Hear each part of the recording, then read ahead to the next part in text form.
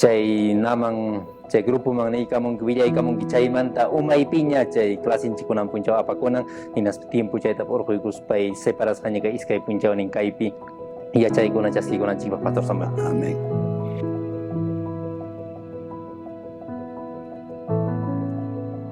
Primer día jamos kaymanta yumpay ta gusta ikuaptin tiempo itapas posible truaspa urjuni hinaspa jamonay puni kayman mana falta kamunaychu.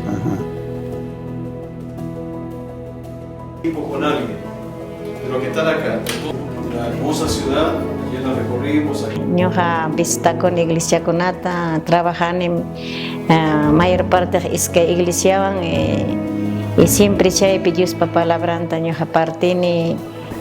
Este estudio a mí me sirve bastante para poder enseñar a los hermanos, a los niños, como también a los jóvenes. Runa Simi and SALT, a seminary by extension, make possible for these Quechua leaders to get trained with seminary teachers.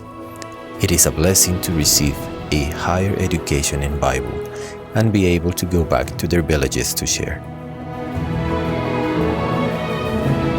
Yo quisiera que los pastores, como con esta ayuda que hay, puedan graduarse, ¿no?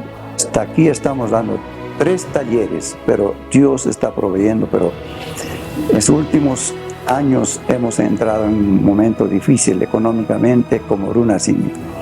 Y quisiéramos que esto continúe y por favor sus oraciones, por favor no nos olviden. La Asociación Evangélica Runa Simi ari hamkuna organizaykuskanki chikay hatun evento kunata hinallataq chay organización SALT paykunatapas iskaynin kuskanchaykuspa ñuqaykupa kay quechuakunapaq